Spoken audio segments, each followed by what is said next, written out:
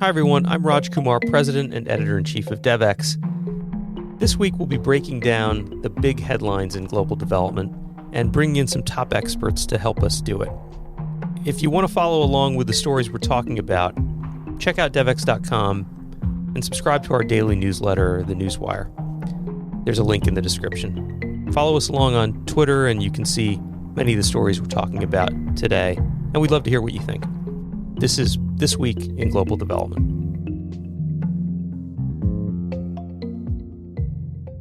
Welcome to this conversation about what happened in development this week. What was the news?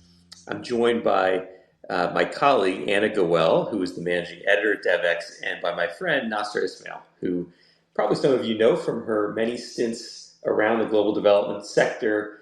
Nasser was the country director for CARE in Kenya and Somalia. She was the country director for Oxfam in Somalia. Started her career really at the early days of the MCC. So great to have you here, Nasser, to have this conversation as well. And really, we just want to talk about the news this week. And it was a busy news week. I'm here in rainy Washington, D.C., where we are gearing up for the White House Correspondents' Dinner. And that is like all the news and all the rage in this town. But I got to say, this week in global development has been busy, including a big story we just put out today from the great Colin Lynch, all about the IOM race, the race to be the next head of the International Organization of Migration. We'll get into that in a minute, but I want to just welcome Nasser and Anna. Nice to be with you both. Nice to be here. Great to be here, Raj. Thanks so much for setting this up. And Anne, really great to meet you virtually. Nice to meet you too. So maybe we can start, just thinking about your expertise, Nasser, particularly on the humanitarian side of things, with the story we published this week about the Humanitarian-Development Nexus. I mean, I feel like I've heard that term for so many years, and we did a story that tried to say, does it even exist? Is it working? What's the latest? And I guess the bottom line is the piece sort of says, look, this is failing. It's been failing for a long time. We need to do something differently. I'd love to just get your take, Nasser, and then hear from you, Anna, a little bit more about this story too.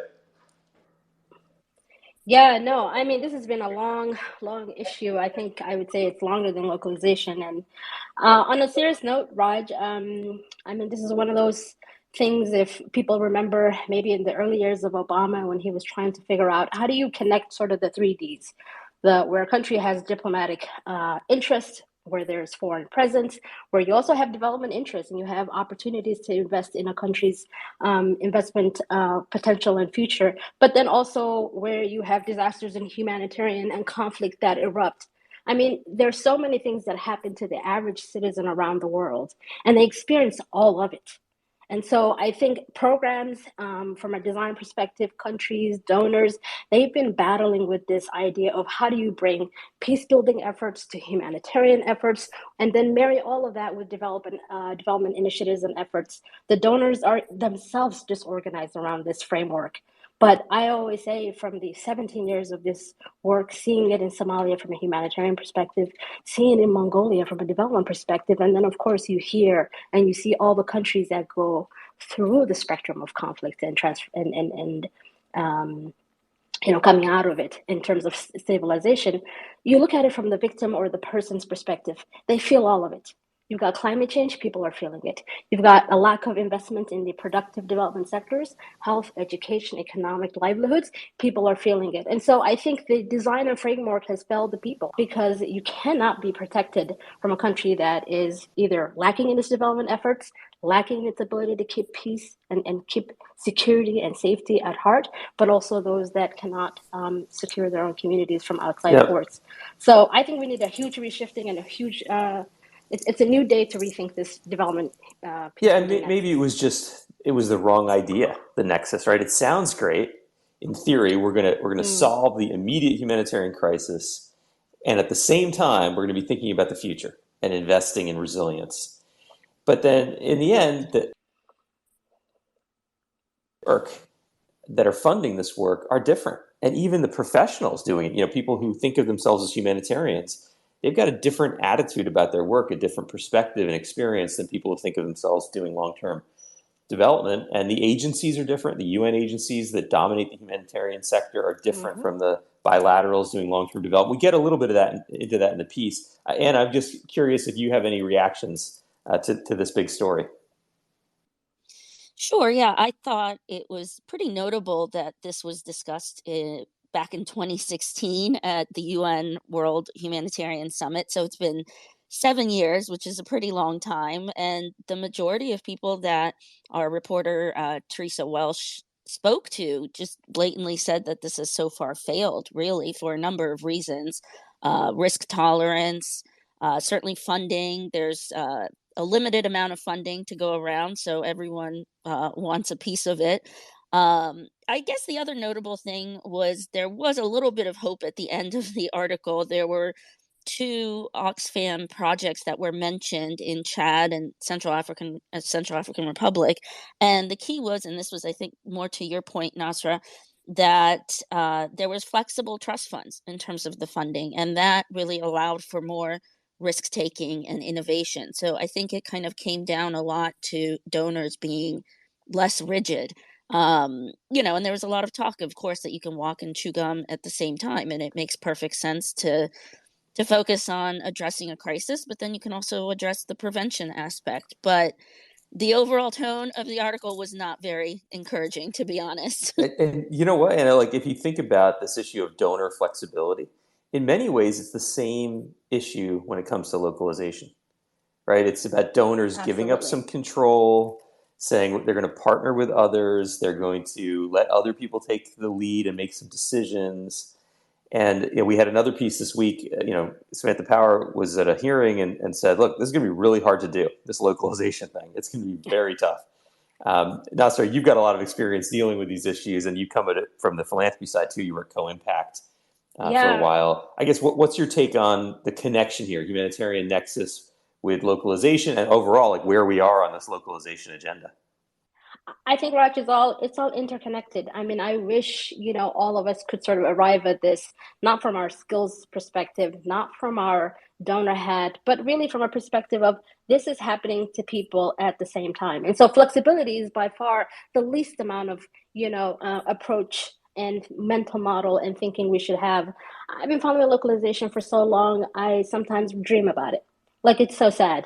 But I've worked in government, right? So I've worked in the Millennium Challenge Corporation, a U.S. government agency that was really brought on to tackle big development challenges around the world. And USAID was always the bigger, sister agency, we used to call it. It's been around for more than 50 years. When I joined MCC, it was only 2 years old.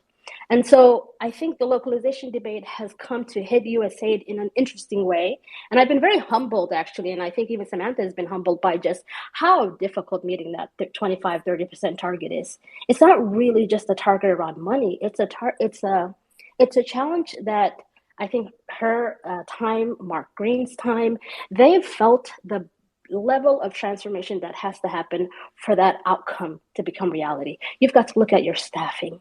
You've got to look at the countries and the embassies and where power is shared within the agency. You've got to look at how resource management and particularly procurement, the ginormous elephant in the room within the Ronald Reagan building is the procurement bureaucracy that really stifles innovation and stifles meeting certain good outcomes like 25% support to local civil society not be achievable. And so I thought her response to some of the beating that she took was both humbling in that just getting to 7 to 10%, which is what they've done, is both remarkable, but also lets her know this is really difficult and it requires so much cultural, strategic, structural change. So I wasn't expecting a big positive story, but I think the way it was covered was, healthy and fantastic, and we're going to follow along. It's one of the reasons why I'm a member of Devex, is to see that trend over a long period of time. We're not just interested in localization in the last 3 years. It's going to be ongoing for the next 10.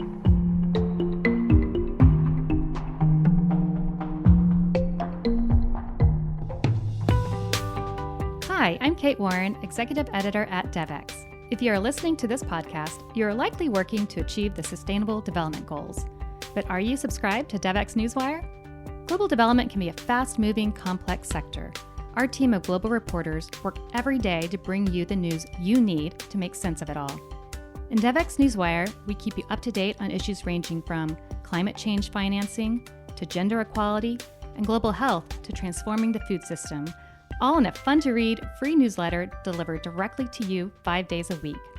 Join the hundreds of thousands of global development professionals who receive Devex Newswire and visit devex.com/newsletters to sign up to this free newsletter today. Go ahead, Anna. Oh, no, I was going to say, I think it was interesting that at least there has been some progress. I mean, granted, we're pretty far away from the 25% by 2025 goal, but going from 7% to, I believe it was 10.5% is in and of itself. But then you really have to delve into what does that mean?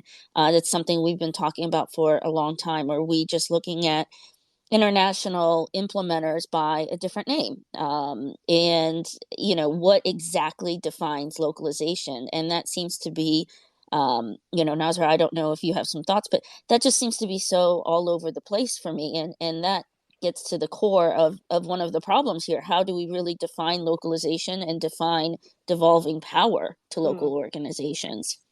Yeah, no, so that continues to be, again, another huge debacle and dilemma. And I think I'm becoming a little radicalized. I'm the youngest of a family of 10, and I've always been a peace builder. But now, after like 6 years of like being with international NGOs, being with agencies across the, donor spectrum, public, with MCC, then going to the field and working for Oxfam and CARE, then coming into philanthropy, which is where I am, and seeing how private investments look at this. The definition battle is, quite frankly, in my opinion, as of late, it's gaslighting. The fact that we don't think that there's a definition for who a local actor is, for a space where they can own their own agency and self-determining, factors that we know when you go to a country in Ghana, for example, that local actors, local civil society, local organizations, they're registered, they're legal, they're representing the community. But that is the least of our problem. But it's become a charade in terms of that being a barrier. I think there are bigger barriers to localization. Definition is not one. Most folks have been using the defining of this term or this approach or what we're calling for, which is ultimately change, as gaslighting, because local actors know who's local. Anyone else who's been asking about that is like insane. It drives me insane, Raj. You know what's amazing, Nasser, is I talk to a lot of the international NGO CEOs who would lose out if the definition of what counts as local doesn't include them, right? If it doesn't include the CARES, the Oxfams, the SAVES, the CRSs, and they are for it. They say, we are not local. Even our quote-unquote local offices are not local. Right. We're part of a big international NGO. And I've even mentioned this when I was traveling in Sierra Leone recently to an international NGO staff member, and I said, do you consider yourselves local or international? It's like, well, we're definitely not local, right? And this is somebody from Sierra Leone in their own office there, but they just said, look, the reality is we know what local is, and it's not the international NGOs. And it's crazy that the international NGOs are arguing against their own financial self-interest because they care so much about seeing this shift happen. Yeah. And at the same time, chances are the only way to hit the goal, to hit these targets, is really to say that, CARE in Kenya and Save the Children in South Africa or wherever, that these are local. That if you define it that way, then you can get to 25%, sooner and in a more realistic way. I do think the people at USAID, people at USAID are, that I talk to, I think they're legitimately, their heart is in this. They get it. They want this to work. They want this to be a success. I just think the biggest maybe mistake that all of us in the development community to an extent are making is focusing on localization as though it's the goal, when actually the goal is, more effective development or just development, right? And if you care about effective development, then of course you say, well, the way to get there is through localization. I mean, you can't impose a project from a distance and expect it to work. You need local people in their own community to design, figure out what the problems are, figure out how to solve it, give them the authority to do it. But as is typical in our space, we kind of come back to these very technocratic solutions, right, that we kind of control. And we're sort of in control of localization, in defining it, in the systems, the procurement. So it does feel like, this story is just one of many. We've been covering this story for a long time, but it does feel like we're starting to evolve. Maybe the narrative is shifting a little bit. I think so too, and I think to Anna's point, like what that shift that happened, we shouldn't ignore the 7% to 10.5%. Like I wrote that down and I just said, you know what, I want to hopefully Devex follows the story, but we want to know what that shift is to get to 10.5, because clearly it's progress, I think, and it's made USAID say, okay, we're not at 2%, which was one of the percentages that used to be quoted before this, before Administrator Power's time. But I think, that needs to be covered. I was just, again, the other thing that I'm also looking at for USAID is, the last 5 years, the fiscal budget has just been going up enormously. And I think Administrator Powers is right. They need to put investment into the areas where, as she put it, and I really loved it, where there are democratic openings. To me, if that is your outcome, if that's the big goal, there's no way you can write that story if it's successful without local civil society. And the infrastructure to support it and resourcing is one of them. And so I think we've got to connect these bigger goals and say, how does localization become the fuel to all the challenges she made and all the challenges that we're seeing? Yeah, she was speaking at a conference, a Global Inclusive Growth Summit, where Devex was a media partner, and she made this really interesting point that we often focus on the places where things are going wrong, and we should be looking at the bright spots, like places where things are going well in terms of democratization and rights, and then try to use all the tools we have to support those situations to get better and better, right? So it's a really interesting way to frame things. I want to shift, because I know we don't have that much time. I want to shift to this amazing story that we just published today from Colin Lynch about the race to be the next head of the International Organization for Migration, IOM. It's a big UN agency. It's one of the UN agencies that actually has an election among member states. They don't all work that way. Some are appointments from the Secretary General, but in this case, it's an election. It was a traditional U.S. role, right? There's a lot of tradition at the UN, as people listening to this probably well know. And one of the traditions is which country gets to have a candidate run an agency. And the United States, for many, many years, we had the IOM seat. And then Donald Trump came in and put forward a candidate that just nobody could support. And we lost the race to Antonio Vitorino in 2018, who's a Portuguese friend of the Secretary General. And he's been in the seat for a few years now. And now there is this incredible race to replace him. And maybe, Anna, you can take it from there and tell us a little bit more about what's going on in this race to run the IOM. Sure. Yeah, this is really turning out to be such a heated and almost personal, in a lot of ways, race between these two. Amy Pope was Antonio's number 2. So she's going against her boss. And, it seems like she's unleashing things and that she thought of earlier, but maybe didn't say as the number 2. And she's really made age a factor in this election. She is about, I believe, 49 and he is 66. She's also criticized his reported lack of travel, which is unusual if you're an agency that's looking out for nearly 300 million migrants and refugees. But this is something he has refuted. So, and he's also come back that Amy Pope seemed perfectly fine with his vision and with his fundraising when he, while she worked under him.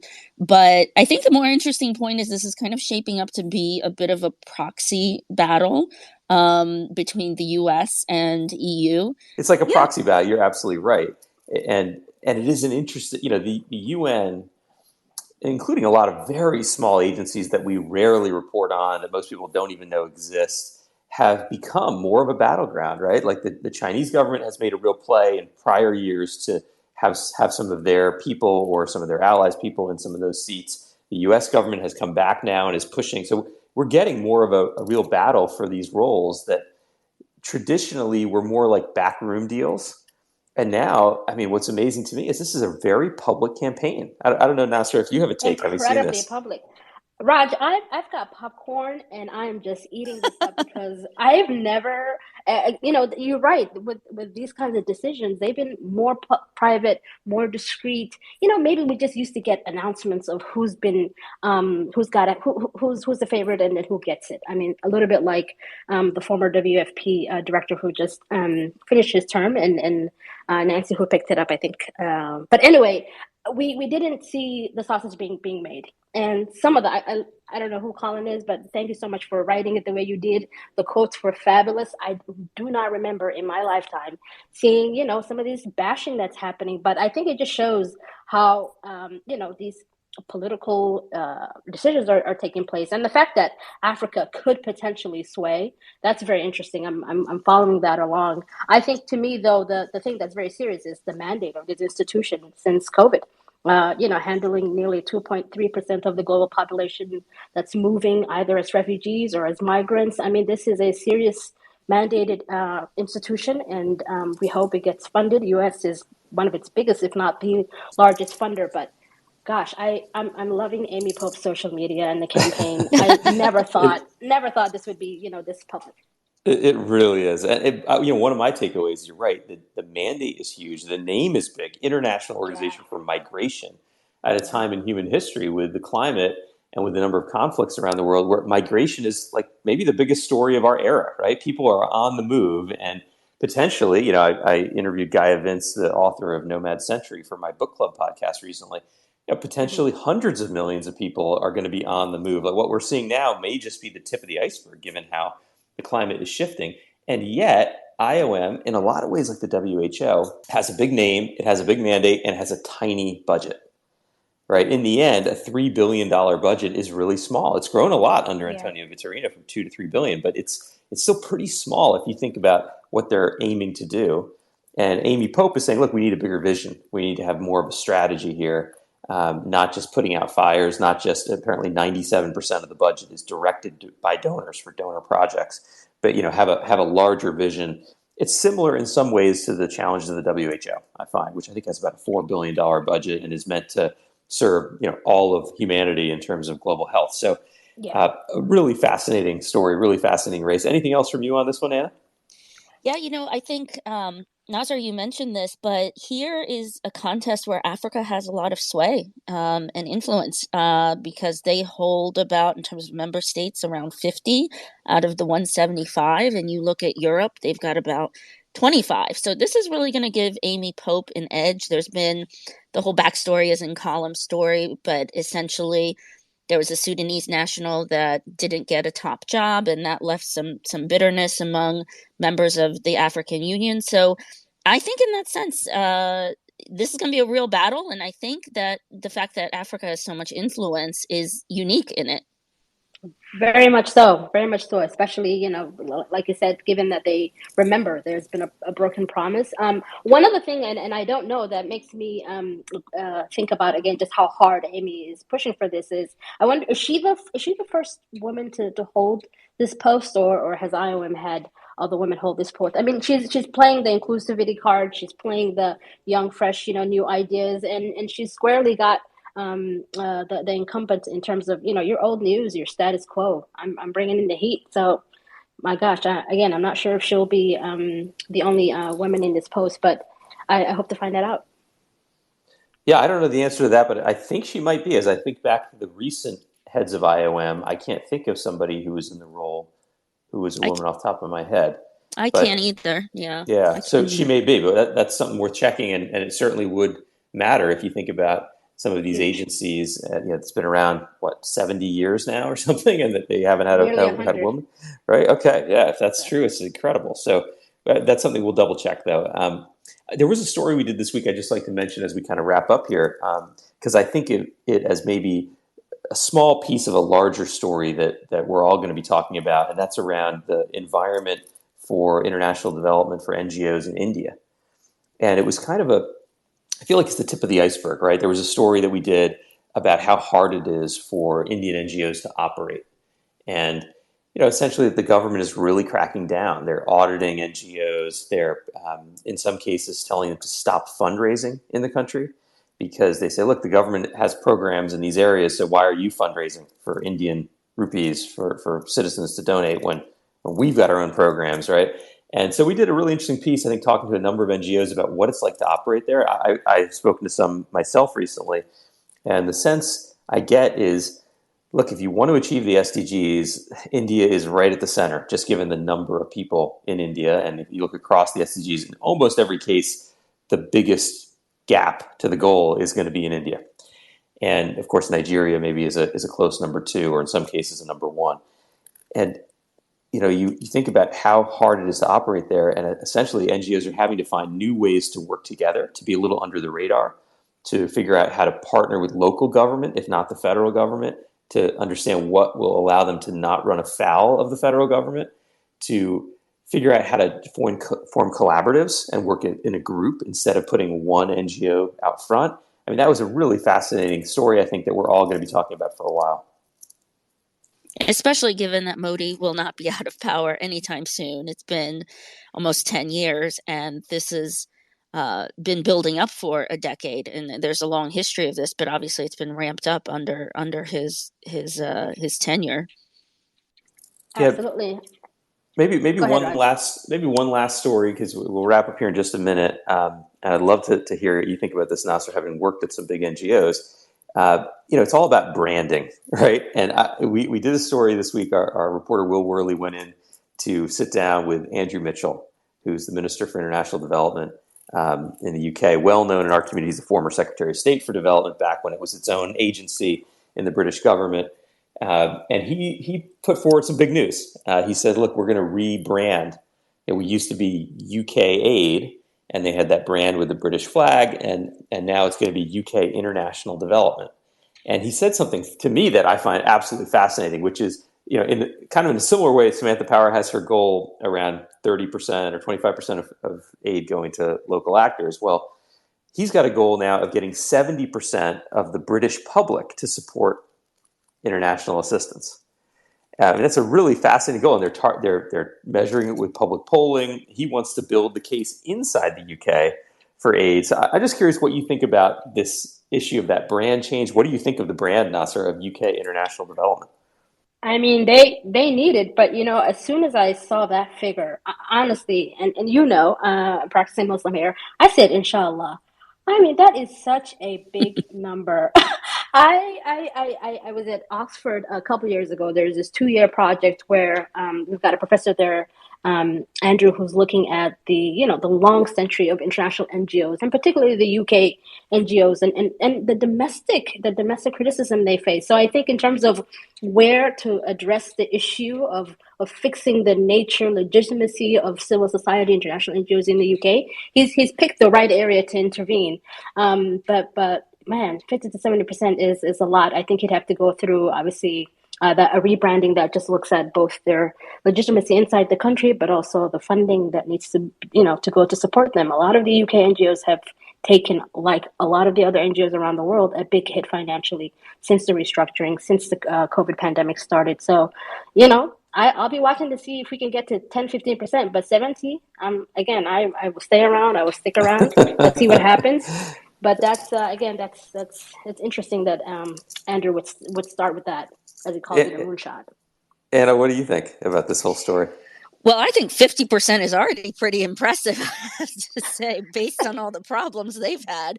I mean, I think it'll be interesting, just like Nasser said, to wait and see whether this will be a simple rebranding exercise or something deeper.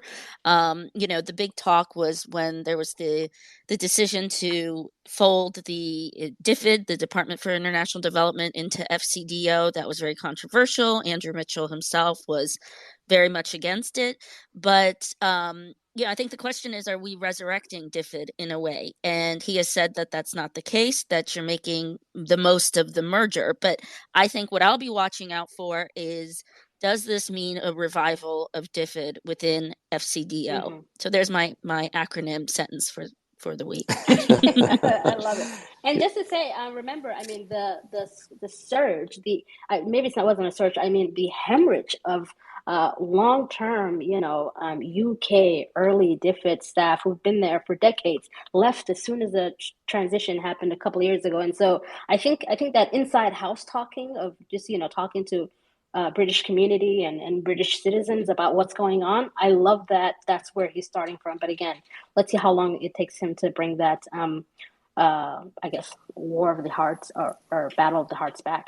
I was also just struck in terms of language that we're still stuck as a community just between these same words, aid or international development. I mean, that's it. We still don't have, I feel like we're still missing the language to talk about the future where we want to go. And here we began this discussion about the nexus between aid and development.